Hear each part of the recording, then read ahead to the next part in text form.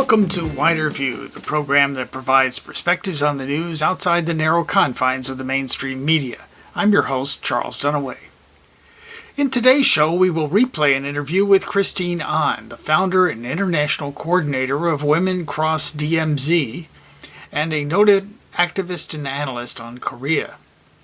We first aired this interview in March of 2018 when President Trump announced he would be meeting with Kim Jong-un, the supreme leader of the Democratic People's Republic of Korea. That meeting was held on June 12th in Singapore. Well, the DPRK, though, is back in the news. On Thursday, December 20th, the DPRK government felt compelled to explain the terms of the Singapore Agreement to the United States. Specifically, they needed to define the term, quote, complete denuclearization of the Korean Peninsula, end quote. That may seem quite clear to you and I, but the U.S. State Department seems to have ignored the agreement and continues to pursue the U.S. standard method of negotiation. That is, they demand full capitulation by their negotiating partner before they make any concessions at all. This, of course, guarantees that peace will not happen. The statement by the DPRK government is as follows, quote, the United States must now recognize the accurate meaning of the denuclearization of the Korean Peninsula and especially must study geography. When we talk about the Korean Peninsula, it includes the territory of our republic and also the entire region of South Korea, where the United States has placed its invasive force, including nuclear weapons. When we talk about denuclearization of the Korean Peninsula, it means the removal of all sources of nuclear threat, not only from the south and north, but also from areas neighboring the Korean Peninsula, end quote. The statement continued, quote, if we unilaterally give up our nuclear weapons without any security assurance, despite being first on the U.S. list of targets for preemptive nuclear strikes, that wouldn't be denuclearization. It would rather be a creation of a defenseless state where the balance in nuclear strategic strength is destroyed and the crisis of a nuclear war is brought forth. The corresponding measures we have asked the United States to take aren't difficult for the United States to commit to and carry out. We are just asking the U.S. to put an end to its hostile policy on North Korea and remove the unjust sanctions, things it can do even without the snap of a finger, end quote. It is difficult to understand how seasoned professional foreign policy gurus could have mistaken the intent of this statement, and as you will hear in the interview that follows, some experts understood this all along. But now we see the mainstream media reporting this with the words nuclear threat in quotes, as though there is no nuclear threat from the U.S. for the Koreans to worry about. One of the reasons the DPRK government is blowing the whistle is that after the concessions they made, the U.S. is still maintaining a punishing sanctions regime against the country, and some in the Trump administration are calling for increased sanctions, ostensibly due to the DPRK's human rights record, to bring the North Korean government to heel. On Sunday, December 16th, the DPRK Foreign Ministry released a statement saying that increasing sanctions would be the greatest miscalculation and in fact would block the path to denuclearization on the Korean Peninsula forever, a result desired by no one.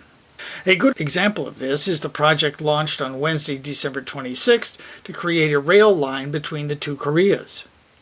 Although the governments of both Koreas want this project and have agreed to begin it, the materials and investment needed for construction to begin are banned under UN and U.S. sanctions, and Washington insists the sanctions must remain until the North gives up its nuclear weapons. Well, with that background, let's now listen to my interview with Christine Ahn, recorded in March of this year. I think you'll find it still relevant today. Welcome to the program, Christine Ahn. Thank you. So we've seen a lot happen over Korea in the last few weeks, from Trump's very belligerent language. We've had his nominee as U.S. ambassador to South Korea withdraw his candidacy because of Trump's war talk, and we've also had one of the few, as I understand it, Korea experts in the State Department, Joseph Yun, retired suddenly. And now, all of a sudden, Trump is announcing, or the South Koreans are announcing on his behalf that he will meet with Kim Jong-un. So what should we make of all of this? It's nothing short of a miracle, as I've been saying. I mean, it's just we were on the brink of nuclear war just last year as the leaders of North and South, or North Korea and the U.S. were throwing insults and threats obviously from President Trump, fire and fury like the world has never seen, and to totally destroy North Korea. And we saw North Korea, test over 20 missiles last year, as well as a hydrogen bomb. And so, many experts said we were somewhere between 30 to 50% chance of going to war. And as you noted, the top candidate for the U.S. ambassador position, Victor Cha, had his nomination axed because he opposed the Trump administration's so-called bloody nose strategy, which was a preemptive strike on North Korean missile and nuclear sites before North Korea had perfected the ability to strike the U.S. with a nuclear warhead. So things just were absolutely terrifying. I think everybody was on the edge of their seats. And then all of a sudden there was a diplomatic breakthrough. And that was actually contrary to the perception that has been dominating throughout the media, that the Trump administration's policy of maximum pressure, which is basically, it has three tenets. One is this aggressive military posturing, and it's not just in terms of verbal threats, but it actually is, you may recall the so-called armada that was approaching the Korean Peninsula, the docking of 3 nuclear aircraft carriers on the Korean Peninsula, just the intensive increase of the war drills on the Korean Peninsula between the U.S. and South Korea and Japan. So that's one piece, is the aggressive military posturing. The second is forcing other countries to cut off diplomatic ties with Pyongyang. And the U.S. succeeded in doing that by, using its influence militarily, economically, politically. And then the third has been just an aggressive, unrelenting round of sanctions, U.S. bilateral sanctions and sanctions in the UN Security Council. And just to note that these are not just traditional sanctions or smart sanctions that we saw under the Obama administration. These are sanctions that limit the amount of oil that North Korea can import. It's banning exports from certain sectors that employ people, like textile industries. I mean, who works in those textile factories but women workers, fisheries. So these are sanctions that aren't targeting the North Korean regime or the missile or nuclear program, but really it's impacting the civilian population in North Korea. So that package of the maximum pressure we're seeing everywhere, we're hearing politicians saying that's what succeeded in bringing North Korea to agree to denuclearize.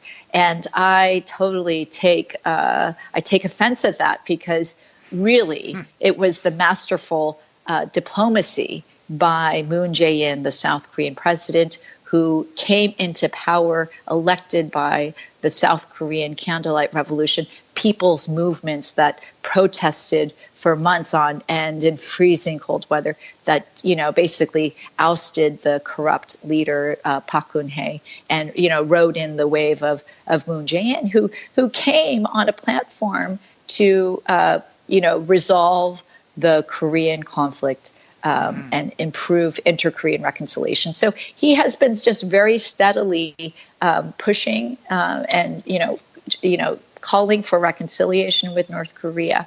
And the Olympics provided the window for Moon Jae-in to reach out to North Korea, invited athletes. And so, in the New Year's Day speech, Kim Jong-un, the North Korean leader, extended an olive branch back and said, we will send athletes, we will do this. And so they had 2 high-level meetings. And as you and your listeners probably witnessed in the opening Olympic ceremony, the 2 Koreas marched together carrying a One Korea flag. to the cheers of 30,000 people in the audience, but also to everywhere around the world who witnessed the desire for the Korean people to resolve the longest standing U.S. conflict diplomatically. So anyway, that's how I believe we got to where we are today. It takes diplomacy. It takes trust building measures.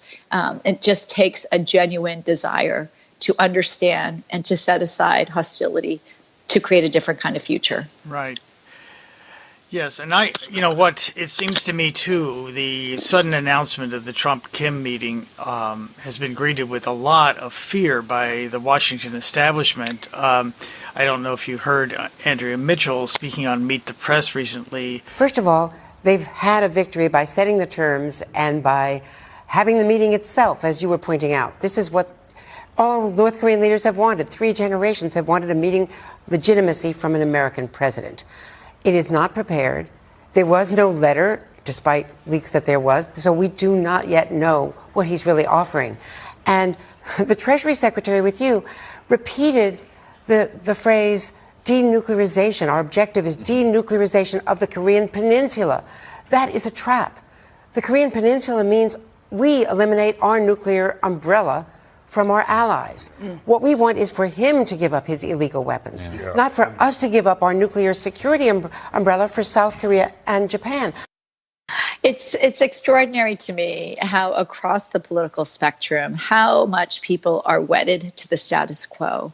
And this is a status quo that is enabling the U.S. to increase its military spending by $700 billion annually. That's like, throwing bases and missile defense systems that are ineffective all around the world at the tremendous cost of investments in our society and our well-being, whether it's schools, whether it's roads, whether it's hospitals, jobs. I just think that this is the first time that I am in agreement with Donald Trump. I think that he did the right thing. He did the right thing, and he came into office saying, I am not going to continue to allow this situation to fester and languish, as it did under the Obama administration. And I think this is the first time he's actually taking his commitment seriously, because that maximum pressure policy is very much strategic patience 2.0, which was what the Obama administration did. And I really take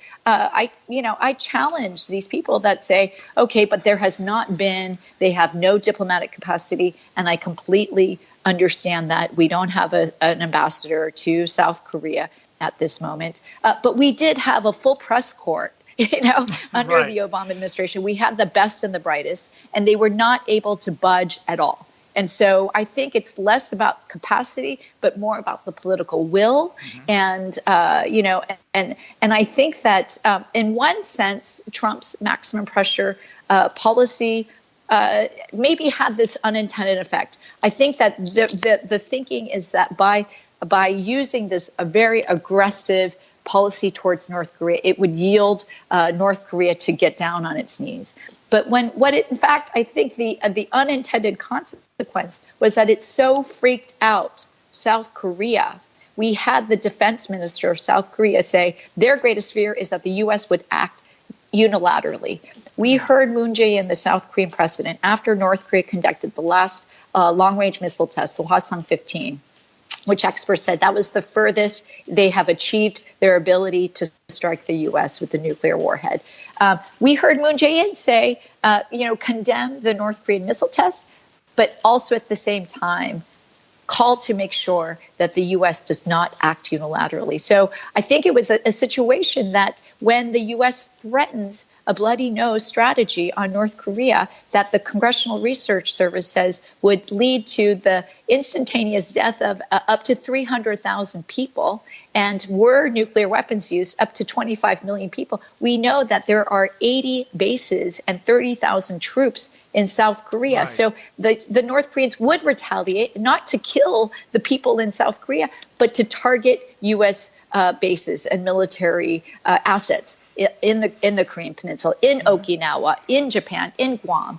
And so, the South Koreans were thinking, oh my God, if the U.S. does that, it obviously would instantly kill Seoul, which has 25 million people, which is just like an hour drive away from the DMZ, and that's, I think, when we say North Korea is driving a wedge between the U.S. and the ROK, I have to say, who is driving the wedge here? Is it that the U.S.'s aggression is what's forcing the two Koreas to put aside its differences because they don't want the total devastation and destruction of the Korean Peninsula? And so that's where we've arrived today. And there is a tremendous opportunity. And I feel so disappointed by liberals and even some progressives to just continue to perpetuate this vilification of North Korea. Without a doubt, North Korea is a dictatorship. It's an authoritarian government. It has grave human rights abuses, but that has never stopped the U.S. from engaging in diplomatic ties with other countries around the world.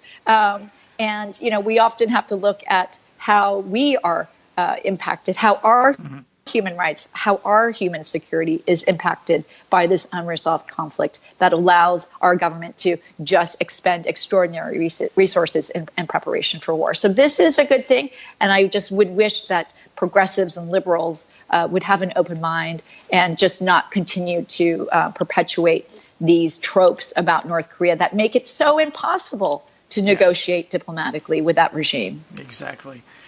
Well, I really appreciate that, and I think that's exactly what I try to do on this program. Is peace is the most important thing here.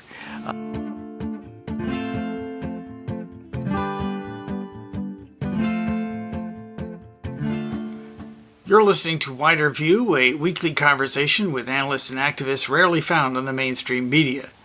Wider View is made available free of charge to radio stations nationwide, and a podcast of this show is available on iTunes, Spotify, and Google Play Music as Wider View Radio, and at widerviewradio.podbean.com. You can also follow us on Facebook at Wider View Radio. Let me ask you again, you wrote in Fortune last week that you fear that the Trump administration won't fully appreciate what it's going to take to convince North Korea to give up its nuclear weapons. And I also have the question, is the U.S. even capable of agreeing to such a deal and abiding by the agreement? We have a lot of agreements that the U.S. seems to keep making and then going back on here and there, especially in these zones of conflict where we've chosen enemies. Do you think it's possible? Are you optimistic at all about the results here? Well, I always come back to what Moon Jae-in, the South Korean president, has said, which is denuclearization is the end goal of a peace process. And I do believe that North Korea would give up its nuclear weapons, but that should not be a precondition to sign a peace treaty that would end the Korean War, that would normalize relations. I just think that there has to be a step-by-step process. And you're absolutely right. We look at the case of Iraq that didn't have weapons of mass destruction, or the case of Libya that began to, and we said, if you give them up, we'll normalize relations. And what did we do? We went in and overthrew Gaddafi. And we look at the Iran deal. This was a multi-nation process that the U.S. agreed to. And once the administration changed, here we are in this situation that the Trump administration is trying to abrogate the Iran deal. So, of course, North Korea, comes to negotiations with an open, clearly with their eyes open. But I just think that, what is in the interest of all the people. And this is where I just think that we have to democratize foreign policy, just as we have to democratize who is the one that controls whether nuclear weapons are being used or not. And so this is where I think it's really important for the American population to understand why North Korea is even beginning has even pursued nuclear weapons in the first place. I mean, by all means, they're looking at, the situation in all those countries that I noted, but, they're also looking at the tremendous changes and the enormous pressures that Korea as a peninsula faces because of the geopolitics. I mean, it's surrounded by China, Russia, South Korea, Japan. This is a tinderbox in the Northeast Asia region. And, we have seen a new Cold War with the U.S. and Japan on one side and China and Russia on the other. And so this is also an opportunity for Korea to think about Korea for Korea and potentially become a nuclear-free Korean peninsula that could potentially become an independent, neutral zone for East Asia, similar to how Switzerland is for Europe. But like you were saying about Andrea Mitchell, just like talking about just like putting the singular focus on the 20 nuclear weapons North Korea possesses. Meanwhile, there's 15,000 nuclear weapons in the world. I don't know what the U.S. arsenal is, at least 65,000 or something. So, I think we have to, when we talk about a nuclear-free Korean peninsula, I think we need to widen the scope and say, yes, the U.S. does have a nuclear umbrella over South Korea. The U.S. introduced nuclear weapons into South Korea and has held them there until George Bush Sr. We threatened to use nuclear weapons during the Korean War. And we regularly use B-2 bombers that, carry nuclear weapons in our regular war drills with South Korea, simulating and rehearsing an invasion of North Korea. So I think when we talk about achieving a nuclear-free Korean peninsula, let's bring all of these other factors into it, so that I think we just need to have put everything on the table, because that's what's going to lead to a successful agreement. But it's definitely going to have to include something that ensures the guarantee of North Korea's sovereignty, that guarantees a non-aggression pact or a peace treaty, and that ultimately lifts the sanctions on that country. Because we can say as much as we want that North Korea could that the two Koreas could just sort it out by themselves. But really, that's where there has been a distortion about the Korean conflict, where we are led to believe that it's just between the North and the South Koreans, when in fact, the Korean War was fought by and led by the U.S., under the UN command. And, 3 million people were killed in that conflict. 85% of North Korean cities were completely obliterated. The only thing that remained were chimneys. Otherwise, for journalists that traveled around the country, it felt like they were walking on the moon. So you can imagine that kind of bomb shelter mentality that North Korea has developed, its economy, its society. It's a paranoid society. And I just think that if we could just take these, there are small steps that could lead to improved relations. And, I think that North Korea wants so much. I mean, the leader, Kim Jong-un, he grew up in Switzerland. He and his sister went to boarding schools in Switzerland. They grew up in the West. So I think that they want very much a different kind of country for their people. But it's going to take,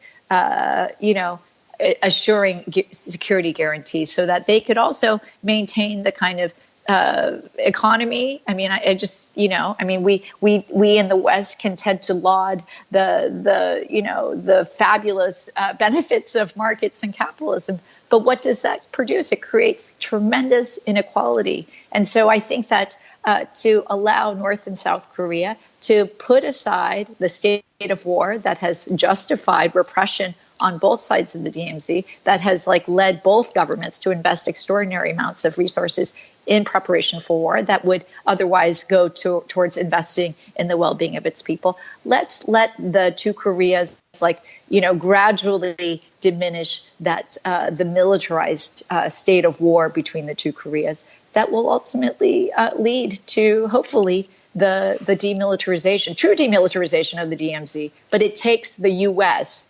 ending the war, because we signed that ceasefire in 1953 on behalf of, the 16 countries under the UN command. So it's not their war, it's actually our war.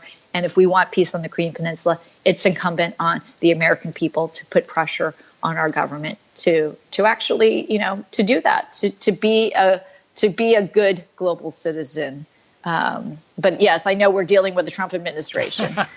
That was Christine Ahn, founder and international coordinator of Women Cross DMZ, and a noted activist and analyst on Korea. This interview was first recorded and aired in March of 2018. A pro-North Korean newspaper in Japan predicted on Wednesday, December 26th, that a new history of relations between the North and the United States will move steadily forward in the new year, even though there could be ups and downs during the process.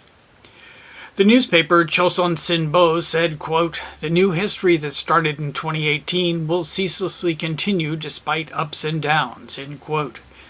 The article referred to important changes that North Korean leader Kim Jong-un predicted for the world in his summit with the U.S. President Donald Trump in June. Its relatively rosy prediction for next year appears to reflect Pyongyang's willingness to continue talks on its promised complete denuclearization despite a prolonged stalemate in negotiations with the U.S. Well, I hope we all are hoping for peace in 2019. Wider View is a weekly conversation with analysts and activists rarely found on the mainstream media. This program is made available free of charge to radio stations nationwide through the Pacifica Network. Wider View is also available as a podcast on iTunes, Spotify, and Google Play Music, and at widerviewradio.podbean.com. You can also follow us on Facebook at Wider View Radio. That is our show for this week. If you have comments or questions about what you've heard, email me at widerviewradio@gmail.com or comment on our Facebook page at Wider View Radio. I'm your host, Charles Dunaway. Thanks again for listening.